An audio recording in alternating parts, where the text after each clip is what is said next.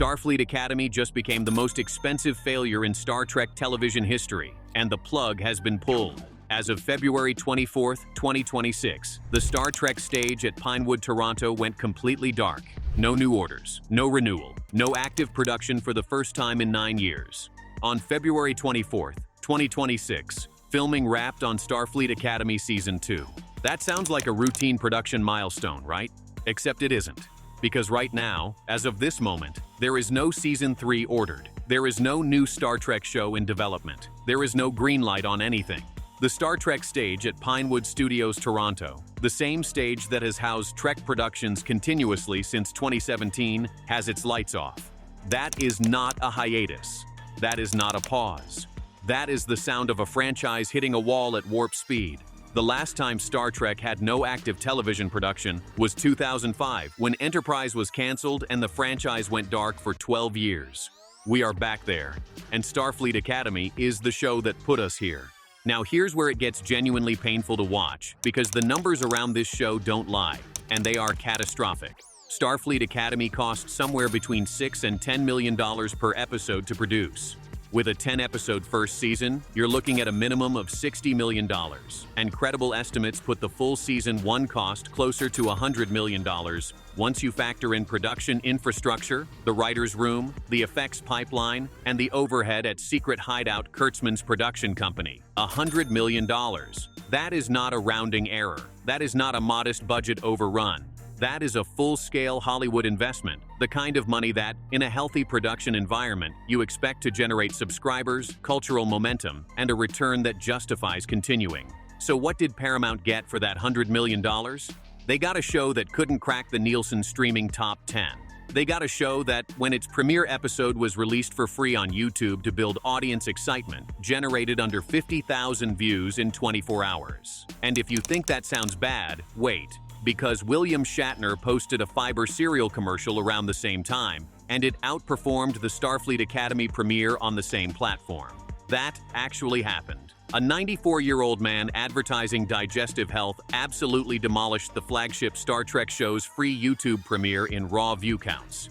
If that doesn't tell you everything you need to know about the state of this franchise under the current regime, nothing will. And this is where William Shatner becomes more than just a punchline in this story. Because Shatner is the man who literally started all of this. He is the reason there is a Star Trek franchise to argue about. He put on that gold shirt in 1966, he anchored 3 television seasons and 7 feature films, and he defined what a Starfleet captain looks like for every generation of fan that followed. So when Shatner looks at what Starfleet Academy became and starts making jokes about it publicly, that is not trolling. That is the founding voice of this entire universe, sending a message through the only language Paramount seems to understand: social media ridicule. In January 2026, when the show premiered and immediately became a lightning rod for controversy, Shatner jumped into the conversation and told Paramount publicly, with the whole internet watching, that they needed to up the budget because a well-oiled organization like Starfleet in the distant future could afford more than one pair of glasses. He ended the post with, "I am ready to assume command of the series. Call me." That's not a throwaway joke. That's the man who created the blueprint for this franchise, telling the current custodians, in plain sight, that something is fundamentally wrong. And Paramount kept rolling. Here are the numbers Paramount didn't want to talk about. 88% from critics on Rotten Tomatoes, 43% from audiences on the exact same platform. A 45-point gap. That is not a difference of opinion. That is a trust collapse. The people actually paying for Paramount Plus went to this show and came away feeling it wasn't made for them. And that audience verdict didn't come out of nowhere, because for years, legacy voices had been sending the same signal. Zachary Quinto, who played the rebooted Spock, raised concerns about the franchise's direction. And Shatner, the original Captain Kirk, said publicly that Gene Roddenberry himself would be turning in his grave watching what Star Trek had become. That wasn't a joke. That was a precise, deliberate statement from the man who understands this franchise at its foundation better than anyone still alive. When Shatner later used humor, posting that fiber cereal commercial jab at Starfleet Academy's YouTube numbers, he wasn't mocking the show for laughs. He was making a surgical point about institutional failure through the only language that cuts through corporate noise. And Paramount's response to all of it, the data, the legacy voices, the audience scores, was to greenlight more shows, spend more money, and keep building. So now we arrive at the financial reckoning that was always coming. The new owners of Paramount are Skydance, led by CEO David Ellison. Skydance completed its acquisition of Paramount Global in 2025, and when new ownership arrives at a studio, the first thing they do is audit the portfolio. They look at what was spent and what was returned, and they make cold mathematical decisions about what lives and what doesn't. Starfleet Academy is sitting in that audit right now, and the numbers are not telling a story that anyone at Secret Hideout wants Ellison to read. The show costs a fortune to produce. It failed to generate the kind of subscriber momentum that justifies that cost. It launched into what should have been Star Trek's 60th anniversary year. 2026 is a milestone that should have meant celebration and cultural dominance. And instead of dominating, it dropped off Paramount Plus's own streaming charts within days of its third episode.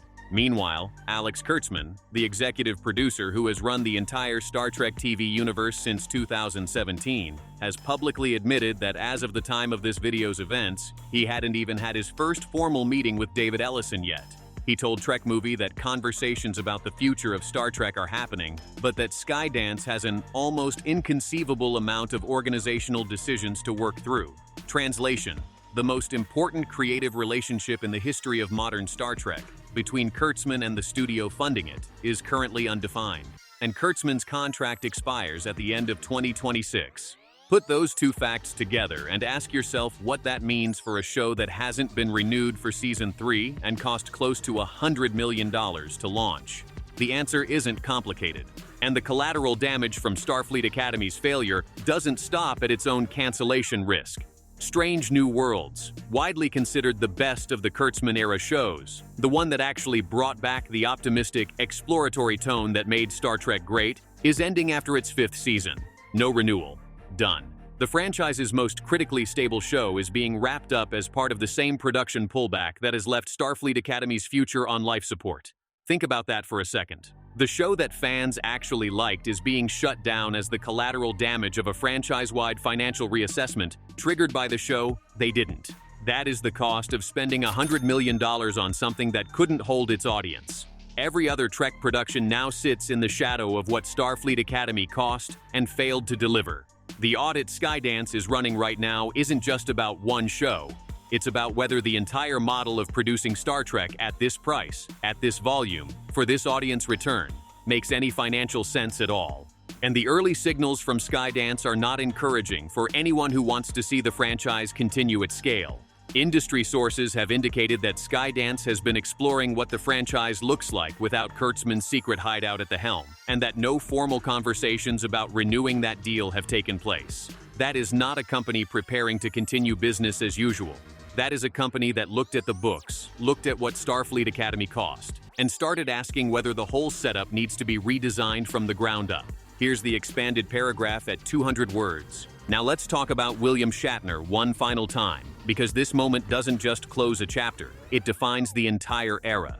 In March 2026, Shatner stood in the room at the Saturn Awards as Star Trek was inducted into the Hall of Fame, a celebration of everything the franchise built. And right there, in that same room, Alex Kurtzman stepped up to accept the award and delivered a speech framing Star Trek primarily as a vehicle for social commentary. Think about that image for a second. The man who invented what Star Trek looks like, standing silently while the man who ran it into the ground accepted an award for it. Kurtzman's speech left out the one thing that made Star Trek worth celebrating in the first place: the adventure, the exploration, the pure electric optimism of a crew boldly going somewhere worth going to. That was Roddenberry's vision. That was Shatner's mission. And that was exactly what 9 years of the Kurtzman era systematically dismantled. One expensive, overproduced, underwatched season at a time. Shatner didn't need a press release to say any of this. The serial commercial jab, the glasses joke, the "call me, I'll assume command post," every single one of those was a precision strike dressed as humor. And Paramount kept spending, kept producing, kept building a franchise infrastructure that the audience quietly stopped showing up for. Until February 24th, 2026, when the cameras stopped, the stage went dark, and the silence finally said everything Shatner had been saying all along. Here's the verdict. Starfleet Academy wasn't just a show that underperformed, it was the single most expensive proof of concept failure in Star Trek television history. Nielsen charts never cracked, A fiber commercial literally outperforming it on YouTube. And now, no active production, no renewal, an audit running, and a contract expiring. The cameras went dark on February 24, 2026, and that silence is the financial world finally confirming what the creative world already knew.